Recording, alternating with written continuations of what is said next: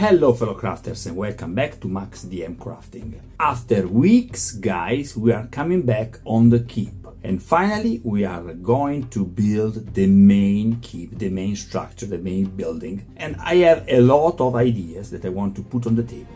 Finally, I'm back on the working bench, guys. I don't know if it is the same for you. For me, this hobby is like a, release valve for release some steam. And it's very important that I am in the right mood to build my stuff. This was a tough period, guys. I'm also a conductor, I am a music conductor. I have several formations that I conduct. And in this period, I had a contest, a very important one, and I passed quite well. We reached the third place and we had a beautiful score. So yeah, now that period is gone and I can, put myself once again on the bench with some relaxed stuff. This is blue stuff, guys. Sounds like obvious and trivial, but it's blue stuff and I want to use it for, molding some details and add them to the castle, to the keep. So there's a lot of stuff that is going on right now. And without further ado, take a seat, relax, and crack on!